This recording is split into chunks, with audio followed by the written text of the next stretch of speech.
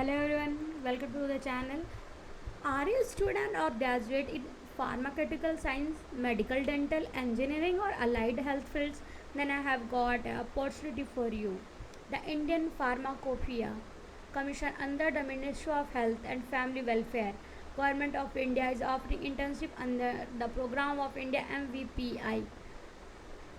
So why should you join MvPI? Gain valuable research experience, develop critical skills in device safety monitoring, work alongside industry experts and public health professionals, receive a e-certificate from NCC-MvPI IPC, a valuable addition to your resume. What is the internship duration? Short-term internship you can opt that is for 3 months, mid-term internship that is of 6 months, and long-term internship that is of 1 year. So who can apply? Candidates from the background B Pharma, M Pharma, MBBS, BDS, MDS, PhD, BE, BTech, MTech, MSc, Nursing, Allied Health. So how to apply? Scan the QR code shown in this video or click the link given in the description.